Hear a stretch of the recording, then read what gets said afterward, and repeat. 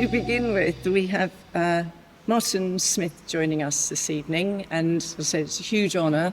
Martin is a key figure in British ceramics. The work he's undertaken under a hugely successful career with this material, and I'm really looking forward to Martin's presentation in a moment.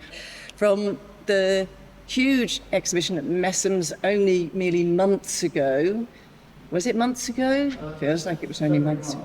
Yeah, so months ago, to the massive retrospective he's had, and also the site-specific works he's made for the Tate. Martin's experience is huge and expansive, and you'll really enjoy hearing about that this evening. Then we have Bisila Noha, who I've only met 15 minutes ago, but it feels like we should have met a long time ago in many ways. And Bilsa's going to be really impressed with my pronunciation. She is Spanish and, oh, help me out. Equatorial Guinea. That's Equatorial Guinea. So it's a completely new country for me in Africa to look into as looking to you. So I just know it's just under Cameroon, yes, and it looks like a wonderful place. So I have many questions for you arriving and working in the UK. I just can't wait to hear what you're going to present to us. And then we have Pam Sue, which we're really, really glad you're here, and originated from America and is undertaking sculptural work in the UK, and was a bright light from 2019 from the awards. So we're really glad that you're here with all your different experiences. And now, seamlessly, I think we're going to hand over to hearing. Martin is going to make a short presentation. I've asked everybody to make short presentations, so it'll be annoying for you, but it'll allow us to have more conversation. So I hope you can bear with that. Thank you. What I've got is 3 pieces here. One from, I think, was the year I graduated as a student from the Royal College of Art, which would have been back in 1977, 78. So quite a long time ago. My time at the college, I undertook a project which was trying to push that Japanese process of raku in a much more contemporary way. You know, to ignore all that baggage of Zen aesthetic and so on, which tends to get wrapped up with raku, and actually see it as little more than a very, very rapid firing process. So one of the things that came out of that were pieces like this. Sprayed glaze resist, the black lines on that that you can see that sort of define each rectangle as it rotates through space are actually graphite pencil under the glaze in my markings out. And because my kiln that I built was able to fire so fast, that pencil, that graphite, just didn't have time to burn out before the glaze melted and fused it in.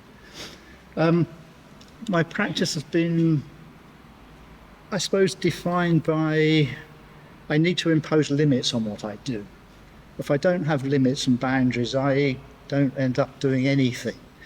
One of the limits I set myself very, very early on was to work within the sort of confines of a vessel format. I might push that to extremes at times, but that's been a constant. It's a form that speaks a language of contained space. It defines places, that relationship between inside and outside. It's a very rich territory for me, but it's one of the limitations that I adopted at a very early stage. The next slide, this is from, I think, the early 90s. So we're sort of fast forwarding 25 years or more. Still very much working with that idea of vesselness. Throughout my practice, I've been trying to jettison everything that I don't feel is necessary, trying to pare things down to the absolute minimum of what's needed. I suppose I've been on a quest to try and drive meaning out of the work, that what one's got there is something that responds, if you like, bypasses the intellect, one can actually respond to something in a very different way to that. Something which is much more to do with sensation, what comes in the eye without the baggage of sometimes what goes on up top. It was a piece that was separating those notions of inside and outside, opening up the mass of a piece to an outside surface and an inside surface. Colour has become increasingly important in the work, and treating surfaces with reflective metal leaf, in this case it's platinum, where you get that sense of the space within almost becoming coloured. The fact that colour reflects into the surface, reflects back into the space. And also that sense that at times you can get a sense almost of there's more light coming out of a piece than entering it. And then the last piece is from the show that Clare mentioned at Messham's in Cork Street in London back in the spring this year. Most of the show was wall-mounted. Concerns of vesselness are still there. Here it's very much the plate. But being able to use something which is, if you like, a module, gives one the opportunity to work on a much bigger scale without it becoming a physical, battle. Over the last 8 years, I've been conducting research into the use of digital ceramic printing, which we get on in terms when we're talking about the wider practice that I'm engaged in. But that enabled me to start to make pieces like this, where each piece there is unique. I've become very interested in some of the minimal music of Steve Reich, particular sort of phase pieces where a particular phrase is repeated on two instruments, but one instrument is playing that phrase slightly faster. So things start together, they go out of phase, very complex sound patterns start to emerge, and then they come back into phase. And that's the sort of thing I was exploring on these. That's probably my 5 minutes, isn't it? It probably is, Martin. Yeah. Thank you very much. Fantastic insight to so many years' work. So, if it's okay to ask you to present. Yeah, sure. Well, hi everyone. My name is Bisila, and as Claire said, I'm Spanish and Equatorial Guinean, and I've lived in London for over 10 years now. So very much a Londoner, I suppose. Wow. Yeah, I've got 3 slides going through, I guess, the main bodies of work that I've been making in the last 7 years or 6 years, and this is kind of like the very beginning, and it started from looking at agate ware from the 17th century and getting really into slips and trying to a degree control a bit the process while also being letting it be very free. And it's all very although the pieces are very evocative of landscapes, so it's abstract landscapes, if you like, of either the sky, storms in the sky or in the sea. And I was using a lot of color before as well, with glazes, but then at some point I think I came to that crossroads where I realized that what I really liked was the black and white, but then coming from a pottery functional ware making arena, then I was like, oh, but then what is this? If it's not glazed, it cannot be used, but it's beautiful. So then I think that actually kind of steered me into a new path and leaving behind maybe all of the functional wear and being more brave to make things that were objects, perhaps simply. The next one is kind of very recent, but although the project to a degree is finished. And so this shape comes from a previous project that I did in 2020, and it was an exploration of my own identity, being mixed race, in between cultures, and then looking at the history of pottery and the role of women, and how women throughout history have been ignored, belittled, especially when it comes to pottery. It's women of color from the global south and hand-built ceramics opposed to wheel enamel and earthenware as opposed to porcelain, and all of these things that we consider to be like better. And then I find out that the shape that I had kind of like used or draw inspiration from was from a woman from Ivory Coast. So I started this journey to try to find information about her, because her work has been sold by Sotheby's and is in museums in the US, but there's barely any information about her life, which I thought it was very confrontational and a really clear example of all of the topics that I had started dealing with, and that invisibility of women's histories and women's labor.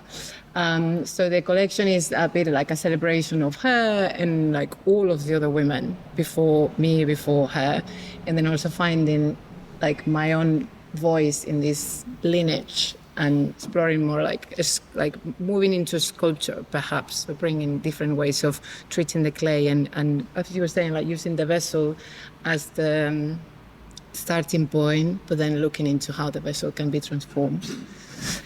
And then the last one, this is something I started last year, and then I'm still trying to understand how to push it. But coming from making from pottery and working with clay and using plaster at the service of the clay, like to make molds or to dry the clay to recycle it, etc. And also this fear perhaps with plaster, because if it goes into the clay and it explodes into the kiln, it's just like this terrifying thing.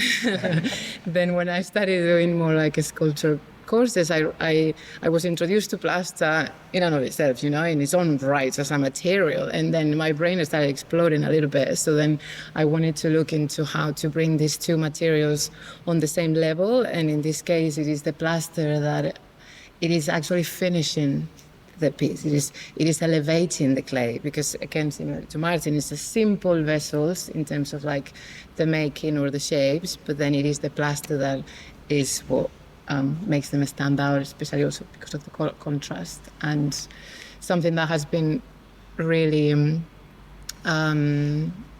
important for me, perhaps, in this process of working with these two very different materials is that, for me, clay is a grounding material, and is, if you like, it would be the parent, the mother. It's just, it takes time and patience, and caring, and everything is slow, and then plaster, it changes super quickly. At least the way I use it, I need to be very present and whatever happens. And so it's the child for me. And in my history of therapy, it's been like the challenge has been to be in the child version of myself. So bringing these two materials have been very therapeutical of therapeutics. So yeah, that's it. That's me. Thank you very much indeed. And over to you, Pam, once the pictures are out there. I'm Pam.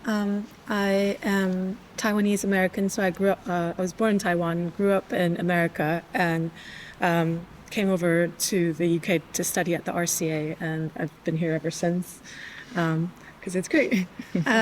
So this is after I started my ceramics journey. I guess I should say that ceramics wasn't my first love, film was. And my mom kind of got me going on doing pottery, and I thought, okay, there has to be more. And because in my head I was thinking, I always want to do sculpture, I want to go big. And also just kind of going off the wheel. So this is trying to use techniques other than solely throwing on the wheel. So this is rolling slab and then coiling it on a tube to make the cylinder shape. But because film was my first love, there's always that thought of creating a space and a mood and a tone, atmosphere. And so there's contradiction when you're working with a material that's so static and then coming from this background of like the moving image. This was a way to kind of merge the two. And this was very early on. This was before studying at the RCA. So this is just like conjuring color and the impact of color and how that can, I guess, pull the static along.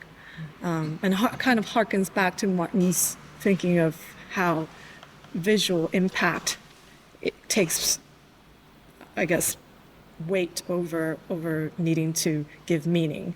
This is at the RCA now, and initially I think I was trying to go into a path that I thought that I wanted, which was plaster work and being quite refined and straight edged. But I think my tutors somehow saw in me that wasn't really innately part of me, and they pushed me to just kind of go into that experimental, colorful side, and which I did. And also because I really enjoyed just going to the glaze room and putting on, because it's so loud in there with the ventilation, and you can't hear anyone, you don't have to talk to anyone, you can just kind of go in there and be solely focused on making your glaze and just being one with the material. And that was just a really good feeling. And because the RCA kind of offered me the time, and I had to borrow money and stuff to go there. It was really hard. But what studying does for you is give you the luxury of time and the luxury of just not having to worry about anything else, and you can experiment.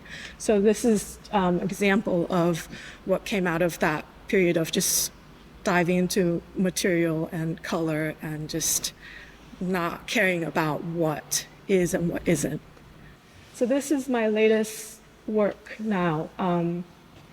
It's building upon that exploration of material, and particularly glaze as form unto itself. So glaze as body and glaze as color, and just an element of voice in addition to form. And so rather than just like, I guess it's more skin, like it's a layer on top of form and volume. But I think going forward, I would try to experiment more with that merging of form and surface, and I guess having more control of that flow, because once you close the kiln, there's so many variables that go on. But it's about the control, but also keeping that movement going, that kind of non-static life to clay, I think, is what I want to continue to pursue. And that's me in a wrap. Thank you so much. The interesting thing is, I know we can't hover on the work as such for too long, but what really becomes apparent in your descriptions and the timelines is how live this process is. You never get to necessarily finish the thing and get to a place. A career as an artist is an ongoing process of stops and starts, or rests and activities, this kind of really understanding that through all the works you've talked about, there's a real sense of liveness and questions, and they have to be placed in the world to come back to give you answers to then continue the journeys or diversions or whatever they might be.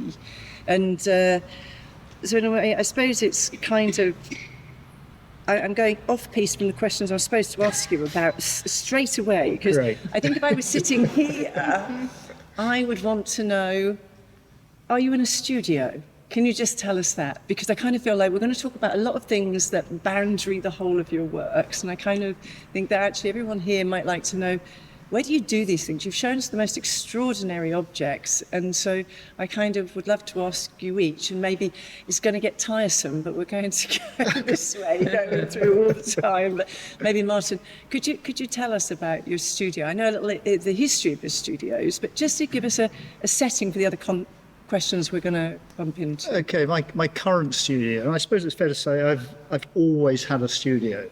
I've felt that, as soon as I graduated, in order to continue working, I needed a space of my own to work in.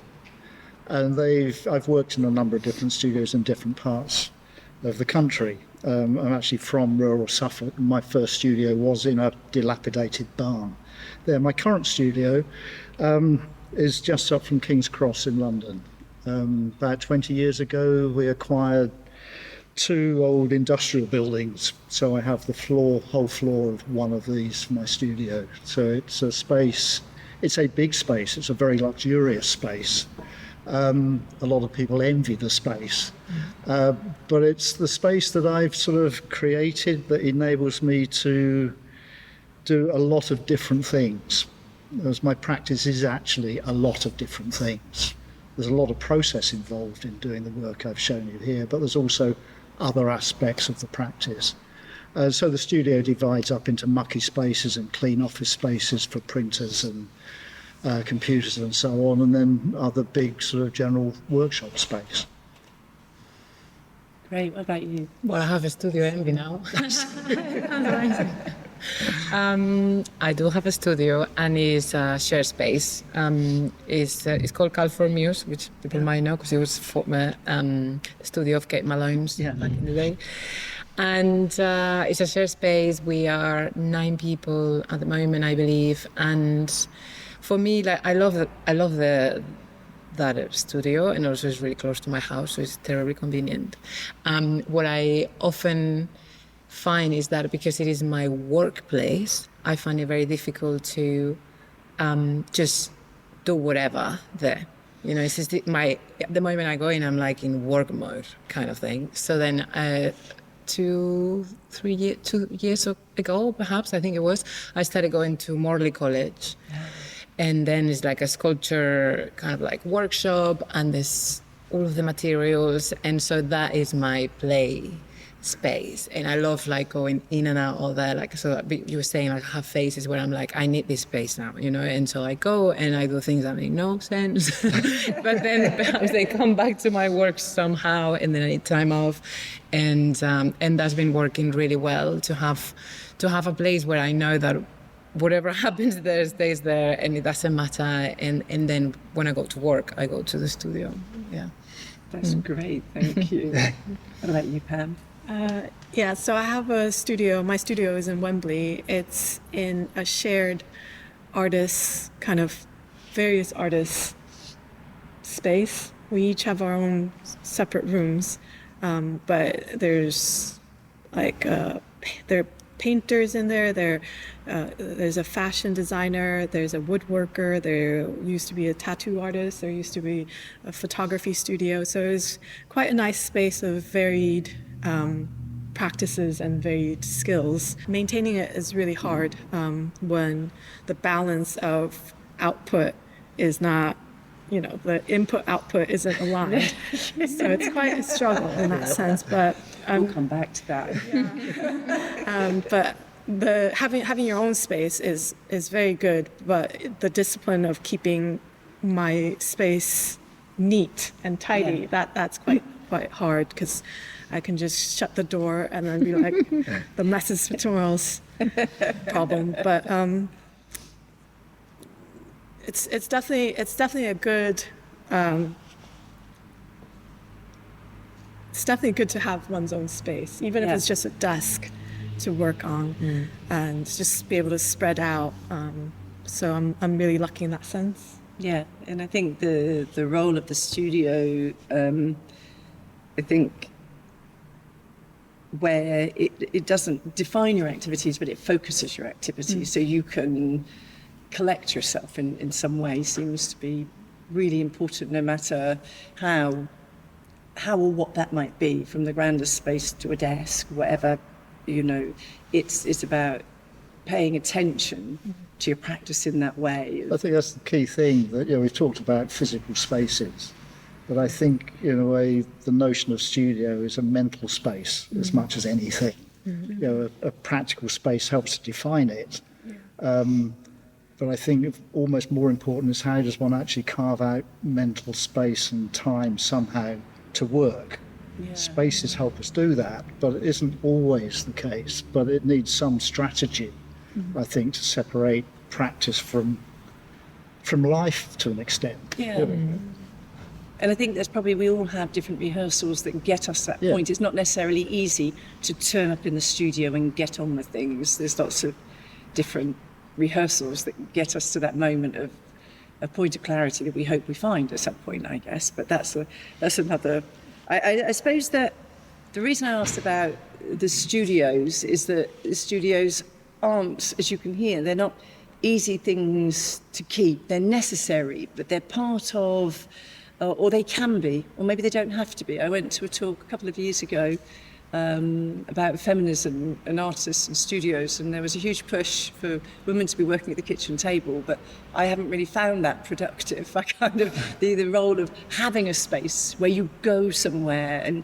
But I suppose the background of this is really about how did you get to this point? I'm very interested in you being able to sketch out, because I think that you will all have very different stories about your career paths, and we've seen some of it in the timelines you've given us in the objects, but I think there's a career path that might happen with education, it might happen with your peers, it might happen from your family or your friends, and I'm kind of very interested if we could start with the question of what was your career path? And I think part of that is finding. It's a bit like the studio as a place of focus. It's how did your career path become clear to you, and what did you do, and who helped you with that in some ways? Martin, no easy questions here, I'm afraid. Not at all. It's very difficult looking back to see it as a path. Yeah. I think it's a whole, it's a scrambled map. There's a lot of circling round, there's dead ends, there's cul-de-sacs, and somehow through that one does actually end up going somewhere.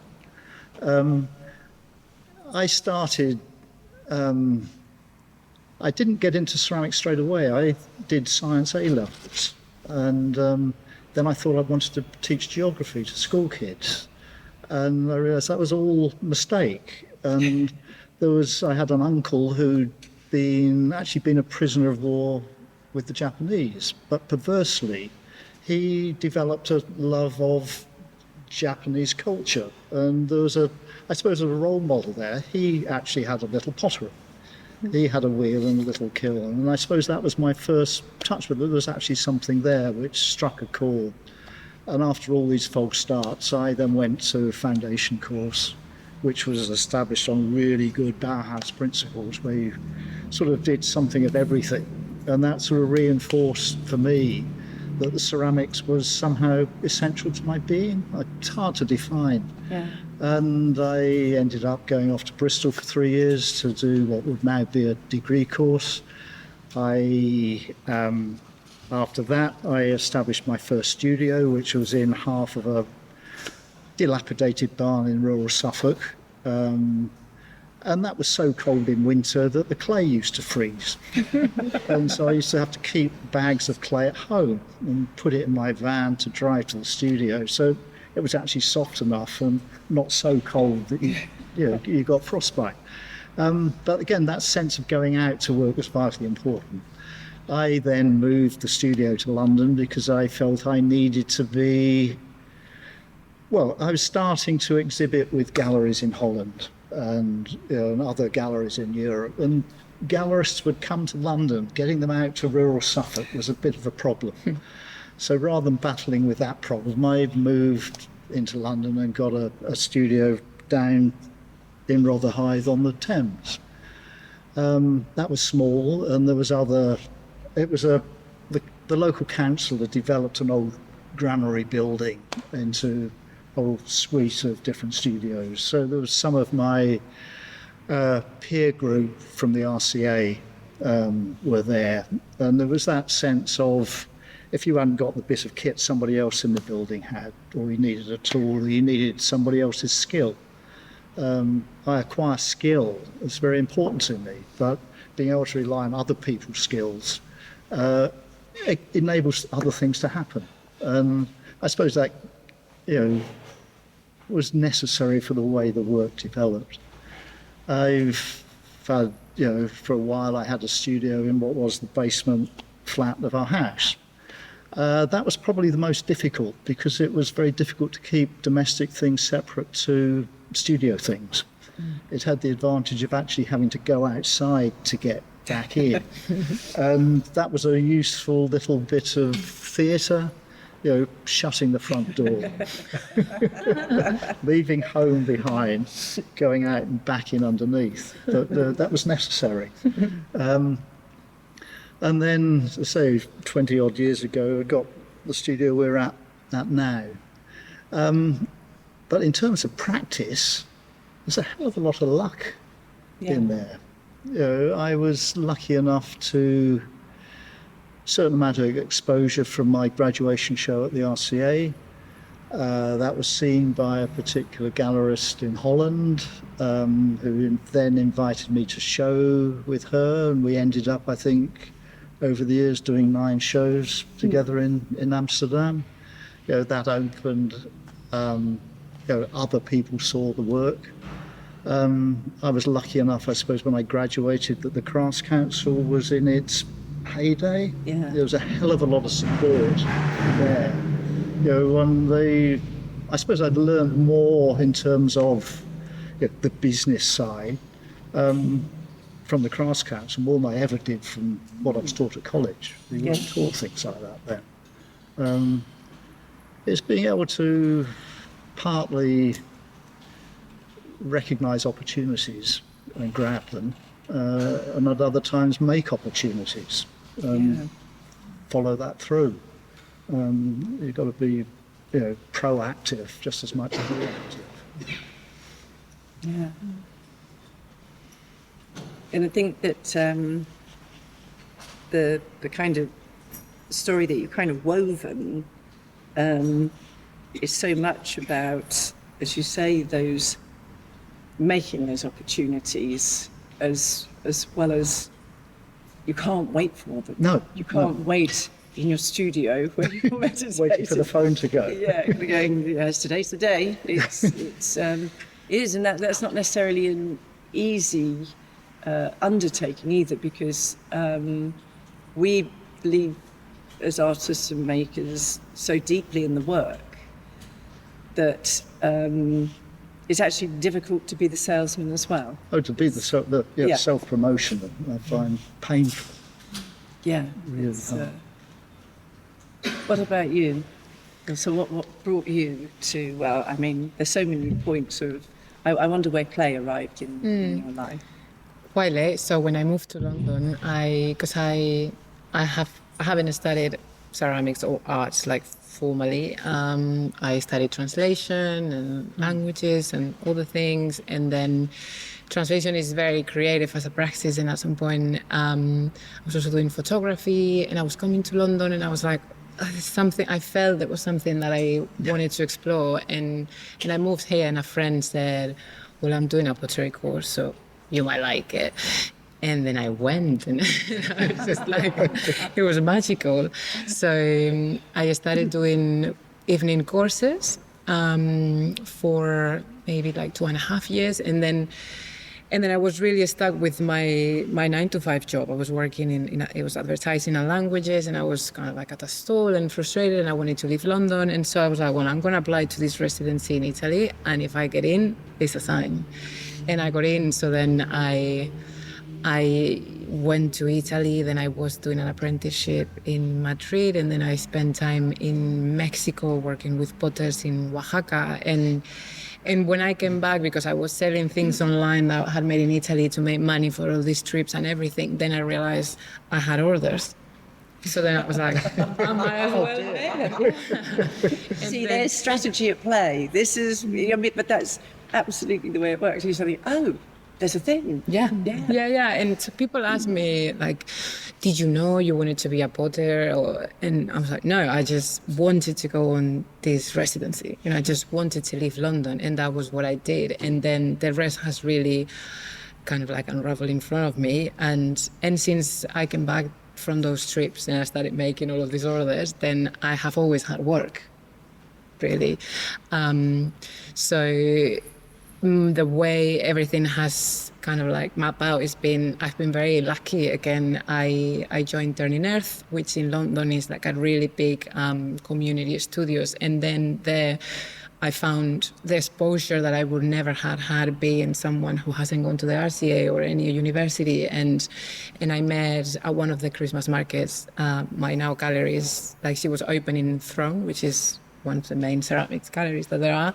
And I was part of the first show, and I've been with her throughout all this time. And again, like I think it is luck, and for me, something that has been crucial is like those relationships, and talking to everyone and being there always, and then meeting people throughout the way that has given me ideas or support or then opportunities to exhibit in other places, and so things have just developed that way, and I feel like now also.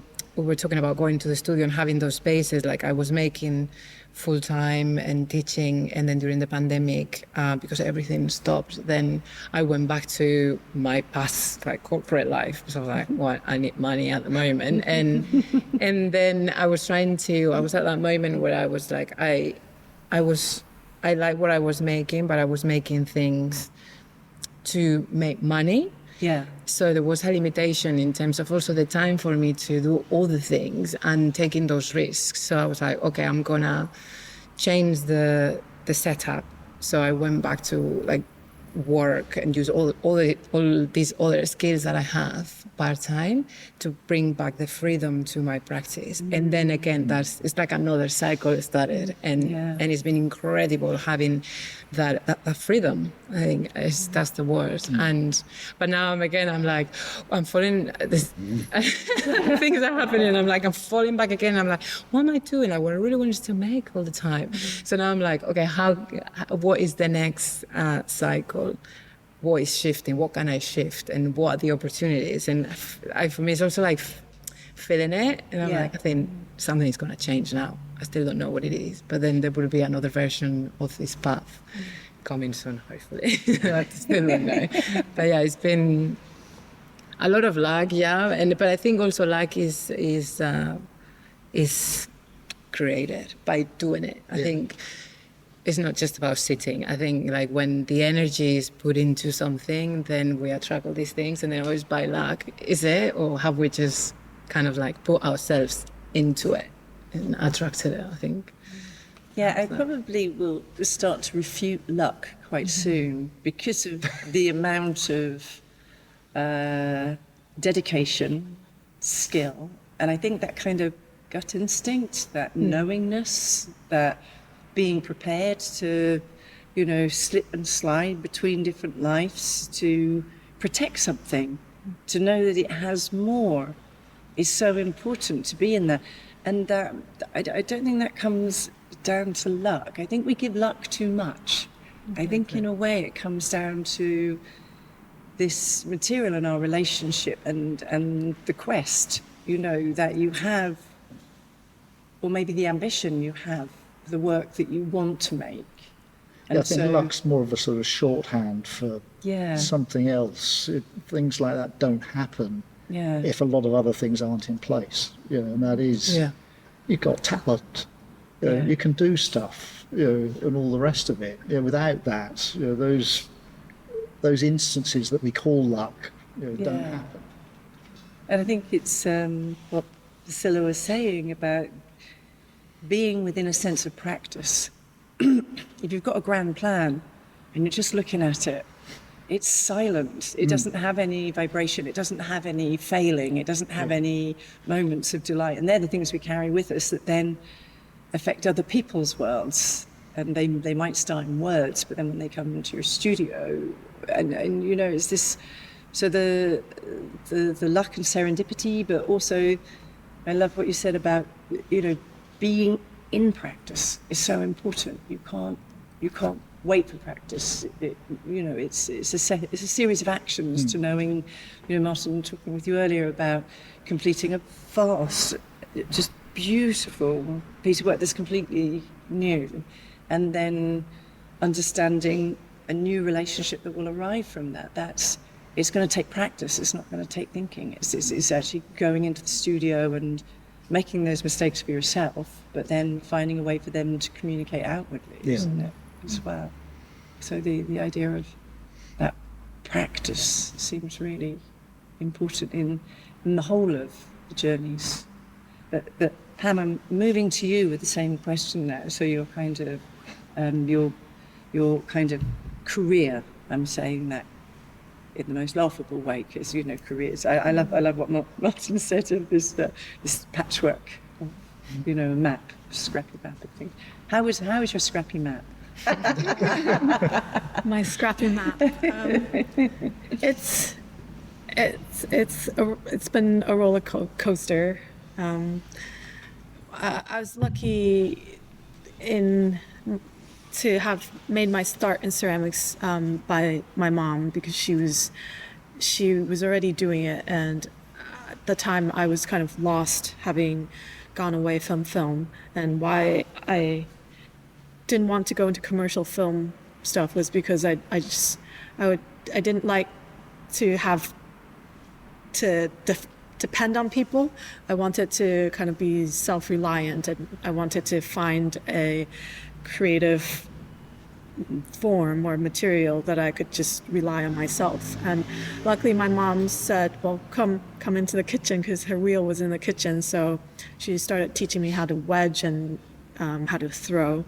And then I started learning traditional pottery, but I thought there was meant to be more. So then I started my journey by taking night classes,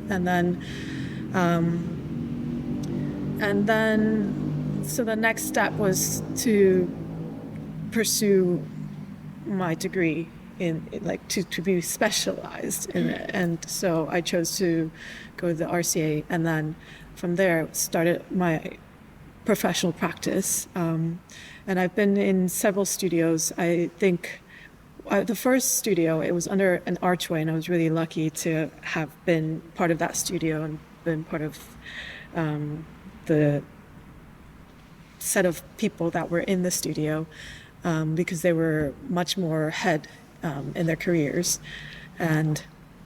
But it was also very cold in there in the winter, and we didn't have water, and you had to go outside. Yeah, exactly, character building. And you have to go outside to the bathroom. But it was all good. And then the next place I landed was at Culford. And it was good too, because I was with all my mates from RCA, yeah.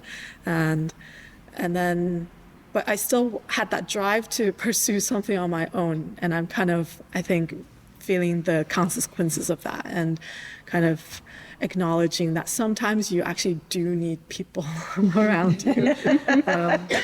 So, yeah, I have a day job to maintain the studio, and hence it's obviously taking time away from the studio, to taking my blood and my flesh out of the studio.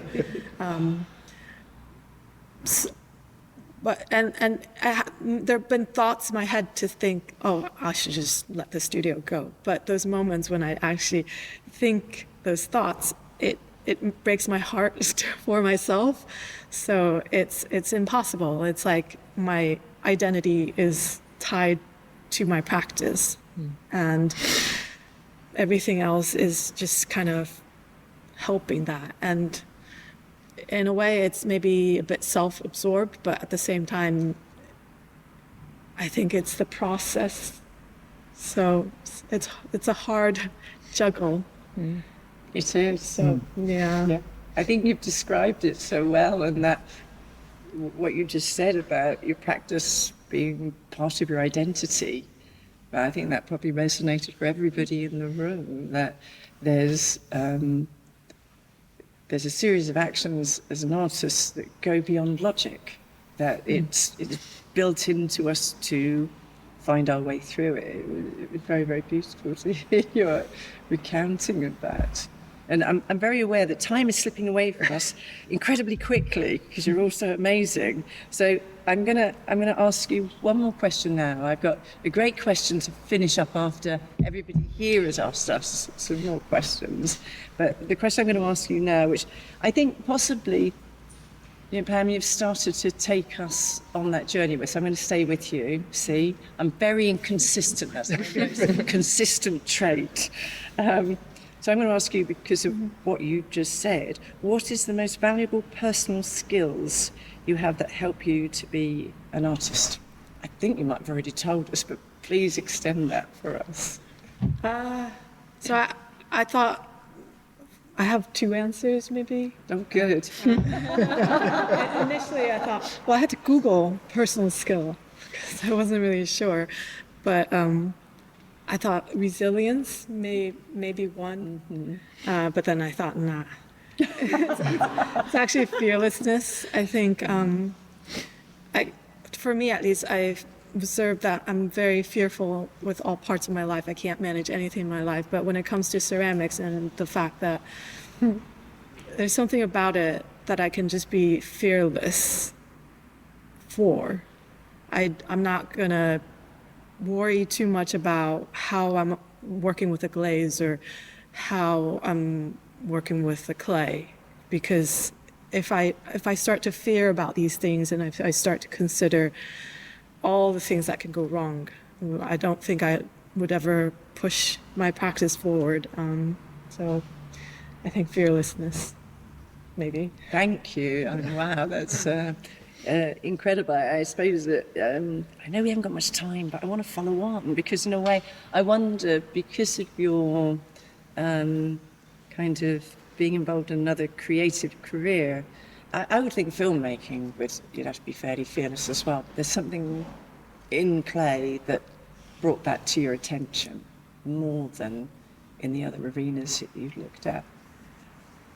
I think it's the same fear, actually. It's so when you're working with film like stock. Yeah. I mean, I think once you get to a point where it becomes second nature, and like driving a car or something, but you always have a fear that what if you let the light leak in? What if you wedge a whole air in the clay? Like all these things that you just like about. But yeah, in order for me to have a voice or have a language that I would like with glaze and with color and with form, I can't have that fear. I think I just need to do it. And I have had moments of destroying kilns, but I've learned how to reconnect broken elements and chipping away at odd glaze explosions. So it sounds like a project to me. Listen, can I ask you the same question? I could read it again. What is the most valuable personal skills you have that helped you be an artist? I'm going to follow up on the fear to then bring it to the one I had thought of, which was resilience. But I think for me, fearlessness, but not in the sense of the practicalities of it, but more like actually doing it. And because I think it's really tough and it's daunting and there's no one single path, and also it's very vulnerable. This is where the resilience comes in. And every time we make something and it's exhibited, it's just like, what people are gonna think, people are they gonna think I lost my mind now? And like, are they gonna buy anything? Am I gonna be poor my whole life? So then I think it's very vulnerable as a practice to be an artist, a maker of any kind, where so much of our own personal stories and all of the energy and everything goes into it. And so being resilient in the sense of just keep going, and taking all of the U-turns as like new opportunities, and maybe turning around any no's and like, okay, well, this is not working. Like, what is the feedback here, and how can I use it to keep going forward elsewhere? And I think that requires a lot of like resilience, and fearlessness. Yeah, I love the idea of the U-turns as well, because they're always there. Yeah, all the time. And they're always part of our relationship with whatever moment you're in. Yeah. Yeah. Martin, over to you. Not an easy question. I think for me, quite apart from all the sort of practical skills, but personal skill, I think it would be an ability to pose questions and then to develop ways of finding answers to those questions. I think that's, for me, that's how I work. And if I wasn't able to sort of, well, first off, well, what's a worthwhile question? Yeah. In the first instance, and then is that, development of strategies. There'll probably be many answers to this question, but how do you evaluate them, and which becomes the most relevant answer? And then I suppose at the end, it's how do you interrogate the results?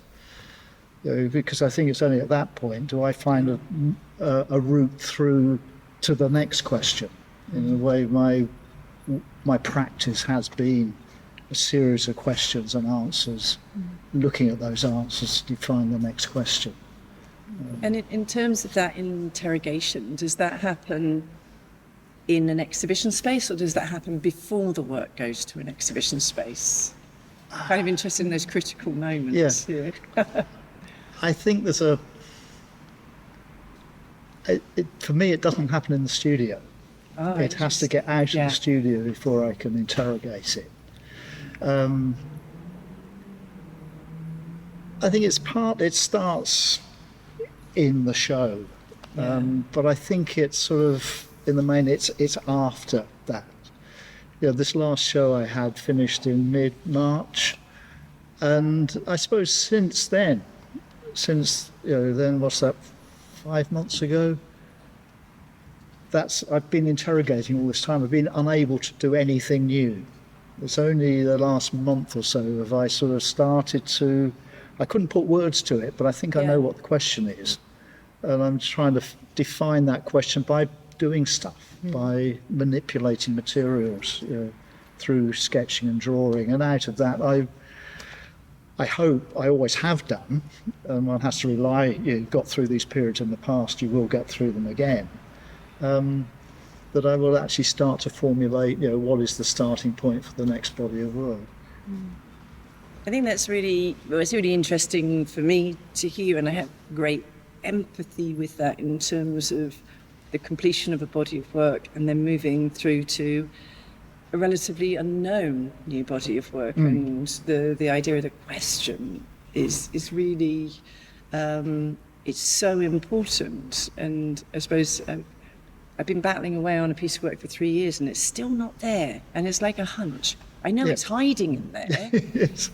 And I just keep trying with the public, keep going out, going, no, I still haven't got it. This is like, it's just not there yet. And it is that relentlessness of being able to ask the right question of your work. Sometimes it's that we're trying to address the answer. Sometimes the answer isn't in a straight line. You've got to, most of the time, you've got to come round and take it by surprise from the rear sometimes. Yeah. So it's all those sorts of strategies somehow, I think, are, for me, that sort of essential personal skill. And I love the idea that with clay, we're all taught patience. When we're learning skill, there's a patience in the skill, there's a patience in learning a skill, there's a patience with the drying of the clay, there's a patience with the kilns, or maybe not. But the idea is actually there's this patience within us that require us to ask the right questions and to remain present and brave enough with the work that we can hold it until it's figured out where it needs to be. Yeah. And so that kind of large gap is a work of patience. It's there. We know it's there. History tells us this.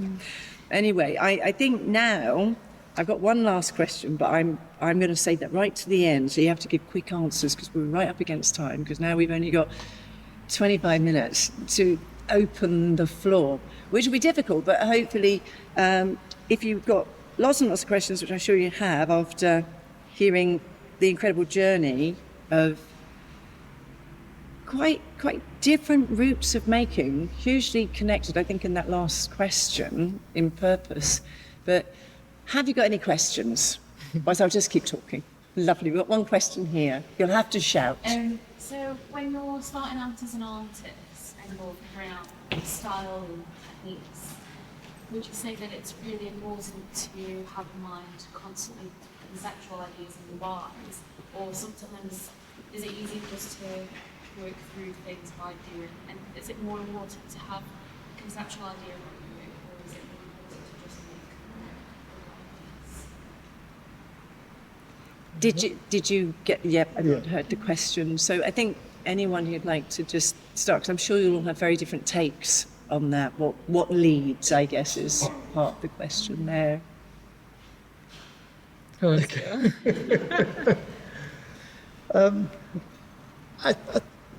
It's different at different times for me. I think sometimes I know very clearly what it is I'm trying to do, but most of the times I don't. And I find that out, as I said before, by doing, by manipulating materials. If there's a slight hunch, try and give form to it and see whether that starts to help to crystallize things. I think the notion that one's got to have a concept in place before you can do anything, it's probably nonsense. I think maybe what replaces the concept is the question, something that leads you into the work in some way. What about you, Bo? I think that for me, there needs to be something that sparks the need to make it, be it like a concept or a question. And then what I've experienced, because I write a lot along with my making, and it is when it's finished that there's things about the experience of having gone through the process of making it that I'm like, look at that. And there's this different or additional layers to what has just happened and what the piece actually is. So, which I find very interesting, because it teaches me something, or teaches me things about my own self or my process or the world around me. So for me, there's always, I say often lately that my work is not finished until I've done the writing. Kind of like to dump all of the thoughts that have gone in my brain subconsciously most of the time. And then when they're in written, that's when everything is like full and closed. Yeah. Mm-hmm. And it's also very interesting because in a way, these are, they're not fixed points. I'm sure they'll be renegotiated by you as you move through. It's kind of, there isn't one answer. There's an estimation of what might lead, I guess. Sorry, I'm talking over you. Oh, no, it's okay. I guess we all agree in that sense. I mean, the way I can explain it is like you got two racing people on the track, and then sometimes like one's gonna just go ahead of the other. But Such a good I think in ways they have to work parallel. Sometimes you think with a feeling, and then you're like, I'm just gonna do it. And then sometimes you see a color or like a form, and you're like, oh yeah, that can take me to a certain idea. So I think they're entwined, and you just have to work with whatever comes at the moment. Do we have any more questions? Hello. I have lots of questions. I won't be greedy. I'll just ask one, and then I'll wait for another turn. So thank you very much. And I'd like to know, when you're critiquing your work and also reflecting, whether you have a set of specific questions that you like to ask yourself about your work, or whether you're responding, very kind of quickly and naturally to whatever it is that you've just done, and whether you have a thought process. I'm going to invite Pam to start with that. There's kind of a fluidity in that, I think. Sorry, can you repeat? Sure. Yeah. Sorry. I was just wondering, when you critique your work or when you reflect on it, whichever process, whether you have a specific set of questions that you like to always ask your work, or whether it's a fluid approach. I think for me, more fluid approach, because I've always kind of just said to myself, I like the abstract expressionist approach to things. And I mean, do I ask questions? I do ask. Good question. I do ask questions, but I think my questions are about feelings and mood and whether they conjure, if that physical thing that it has emanated into space, does that conjure whatever feeling, I think, and then reciprocally, does that feeling hold truth in that form? I think those are my questions, and if I ask them outright or if I ask them post fact, I think it's also very fluid. I think it's just very hard to answer because it's always shifting, and sometimes you think that doesn't look right, and then you put it back in the kiln, and then maybe it looks right, and maybe it still doesn't look right, and then you just have to smash it. So it's I guess it's an unanswerable question. That was a good answer. It was a very good answer. It sounds like, you're driven by an emotion, like an emotive need to whatever it is that you're making. So there's an idea there when you start about how you want to feel about the work. So you're responding to that. So that makes sense. Yeah. I'm going now, because I do the same, and also because I haven't been to university, to study ceramics. So I think there's a level of the untrained eye that I come to it from. If that makes sense. But now, from being in a number of panels for awards and things like that, and the questions that people ask, people with many, many years of experience and that trained eye, and I'm like, oh my God, I'm like, if they were looking at my what were they saying? So I feel like I'm learning to become more of perhaps critical eye, but from that technical perspective, which I also don't want to kind of take over the emotion, because that's the whole point of it to me. But I'm at this point where I feel like I'm learning how to ask more questions,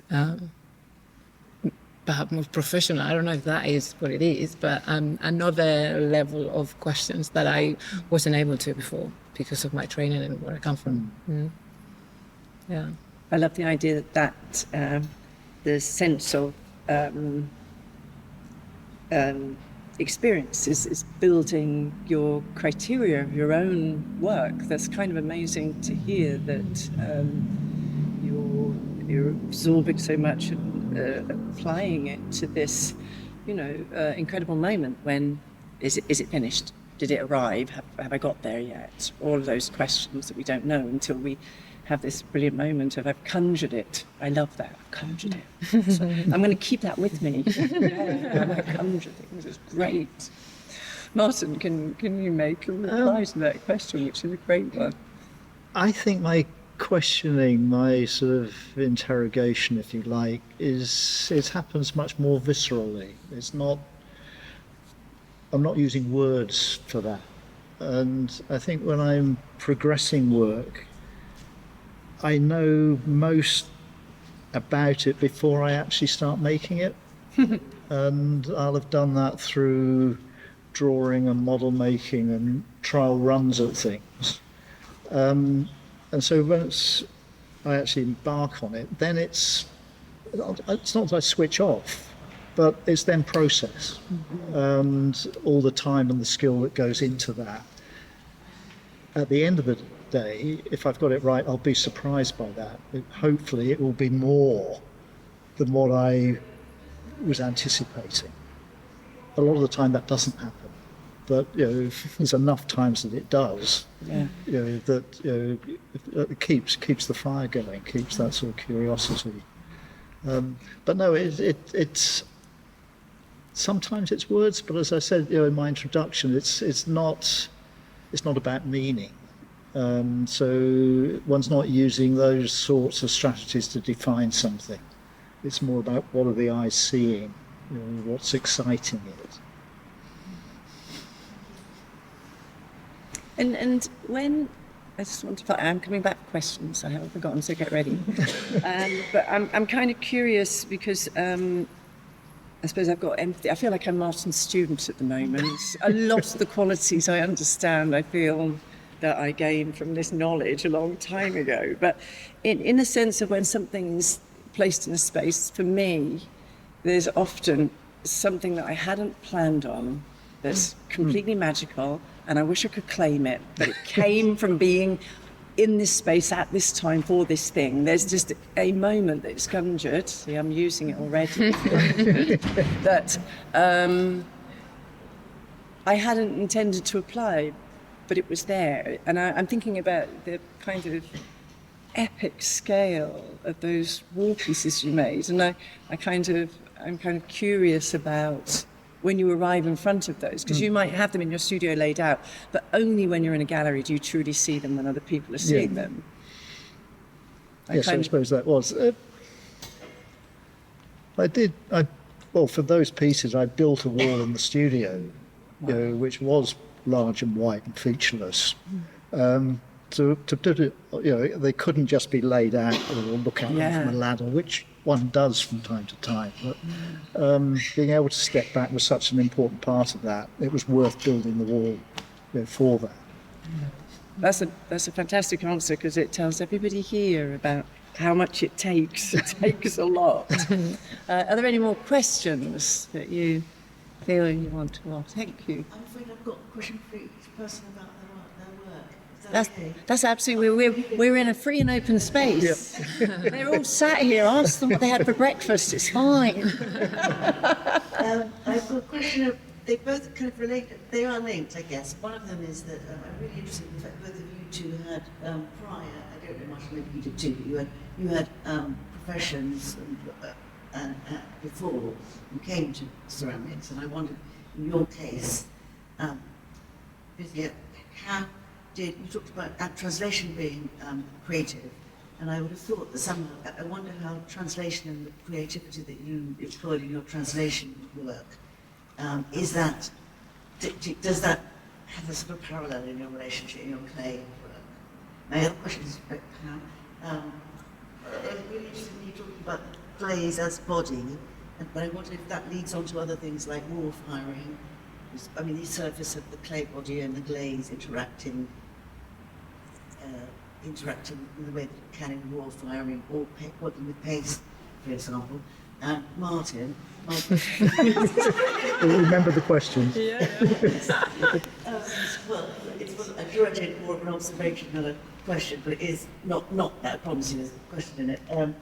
You talk about your work wanting to go straight, bypass meaning and go straight to, I don't know, something intuitive or the heart or whatever. But it seems to me that your work is very intellectually satisfying, and that it's informed by like Steve Rice music is, you experience it non-intellectually, but it's produced by a very conceptual process. And I wonder whether that's true in your work as well. Right. Okay. Well, Bisila's had the most thinking time. Now I feel like. Okay. I was listening though. I wasn't thinking. Translation. So, I think my favorite thing about translation as a practice is the fact that it's not about language in it, like purely the words. It's about diving into another culture to kind of be able to take something from here to here so that it makes sense and build those bridges. And I feel like because of some of the topics that I deal with my work, I think that sometimes I do that. And because I love the way I've learned another way is just by sitting with all the people in their houses and making in Mexico, in Morocco, and Armenia. I'm going to Ivory Coast next month, and so I like to bring that with me and make something that translates my experience of that, and then take it to other people and bring those stories with it. So I think that element of going elsewhere, experience it, process it within me, and then kind of like put it into something else for another audience, I think that's very much how I approach my practice. And I'm pretty sure it comes from the fact that I'm a translator. And a completely different question. Do you? Yeah, when there's like really time constraint, like just needing to push things out, yes, but it's always very risky. And yeah, I think the trick is to just make sure it's absolutely dry. But there is the element of the shrinkage. So I try not to do it often, and I think I would only do it, and I think I've only done it for functional pieces, not like actual pieces, not actual, that's the wrong word, but anyway, not pieces where I intend for the glaze to take a fuller volume. It's different kind of approach, but definitely for single layer glazing, then yeah. And paste, yes. Thank you. And our triptych, Martin. God. The whole notion of meaning is such a slippery, territory. I suppose the one way of looking at it, I said, I did science A levels. One of those was pure mathematics, and so this is something which is not applied to anything. It's not applied mathematics. You don't use it to do something. It's actually, what can one what's almost the poetic nature of these numbers one's dealing with. The fact that, in calculus, you're looking at, well, what's the weight of a two-dimensional surface? It's an impossible, it doesn't have weight, but you can calculate it. And I see connections in that to a lot of what I look at, particularly music, which again, most of the time isn't about meaning. It's the audio signal triggers something else. It's not, this is a piece of music about such and such. And I suppose that's the way I approach things. You couldn't say my work is about something. It explores a territory. And I could start to talk about what that is at different times, but it's not about that. I think it's in there somewhere. And I find, liberating something from meaning, well, for me, it's quite liberating. I suppose it doesn't have to be meaningful to have a kind of intellectual or conceptual weight. No. I guess now I understand better what Yeah. Are there any other questions that you're going to regret leaving and not asking at this moment? Marvelous. Another question here. Was there another one here? Maybe. Okay, we'll come back. Okay. What advice would you give for creative blocks or being stuck in a rut? What's your go-to method if you have one? So I didn't quite. So if you get stuck in a rut, how do you get yourself out of it? Oh, right. Is that a rough interpretation? Give it time. I've realised, I've been in lots of ruts, and trying to force the issue, I think becomes counterproductive. I think one of the strategies I do is actually just to spend time in the studio, not to try and force myself to do something, even if it's being in the studio and reading a book or listening to something, but actually doing that in the studio rather than at home is important. It's still got that notion of going out to work. It's still part of the professional activity. It's just not very productive at that period. But I think that almost just acknowledging that you're stuck is a massive part of that process. How you resolve it, we can hear more on how you resolve you're stuck in the ruts. Do tell us if you've ever hit a rut, either of you. Yeah, So I'm thinking. It's on you.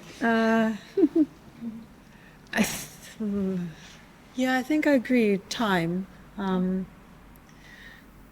because when you're, well, I think if you take yourself away from doing the work because you're in a rut, at some point, at least in my experience, you get the itch to just like, I don't care anymore, and I'm just gonna go head first and dive back in, and it's all okay after that. And I think the rut really comes about from when you're just seeing the work, not what you, Not so progressing. Yeah.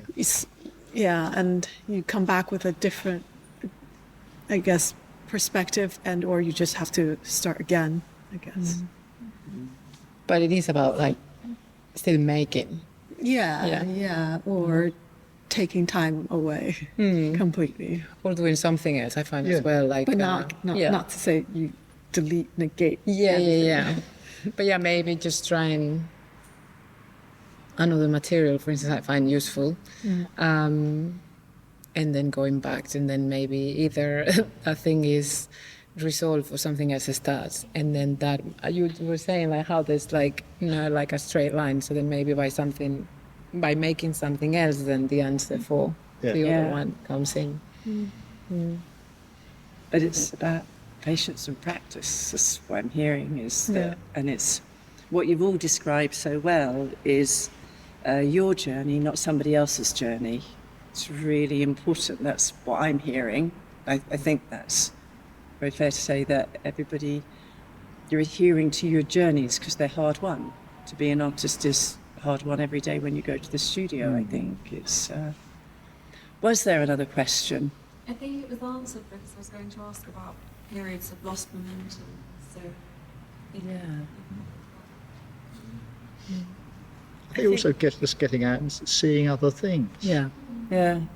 Sometimes travel does that, but even if it's just getting out for the day and not forcing it. Yeah.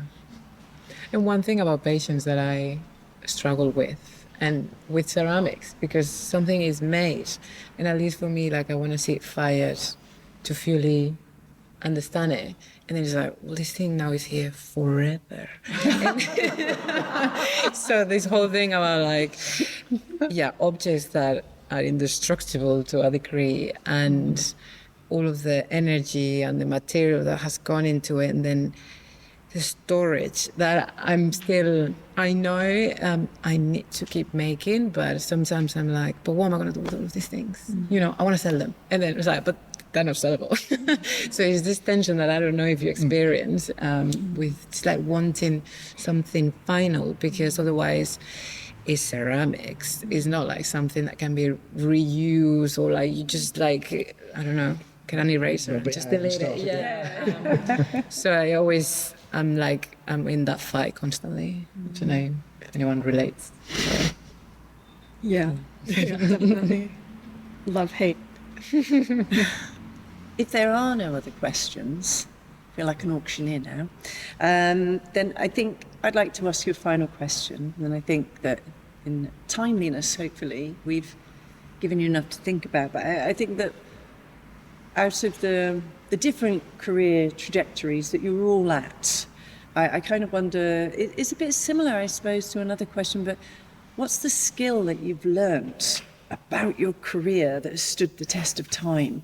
What's the one thing you know, I guess, that helps to keep you focused? And it's very interesting talking about this when we're talking about falling into unproductive periods. I just wonder what the skill is. And it might be, maybe it's fearlessness again, I'm not sure. I'm not sure it's a skill. Yeah.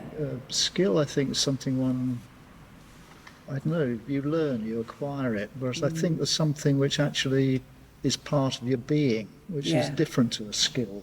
It is. And I think that's probably what it is. It's in your own makeup that drives you to do these ridiculous things at times. And it's recognising that, I guess, and respecting that in a way, not dismissing it.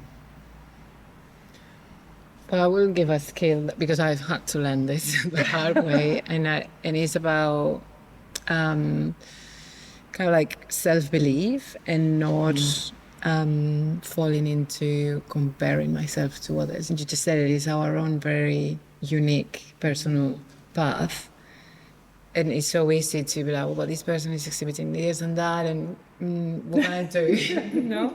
So it's about kind of like following that intuition and believing that if I do what I'm meant to do, like what I feel, then it'll be fine eventually, rather than trying to follow other people's plans. And for some people that might be natural, and for others we need to learn. So yeah, it's really so, thing that stood the test of time. So Liz said to me, she asked me, are you a turtle or are you a rabbit? Because at the point I was being super impatient, and she's like, and I realized I'm happy being a turtle. So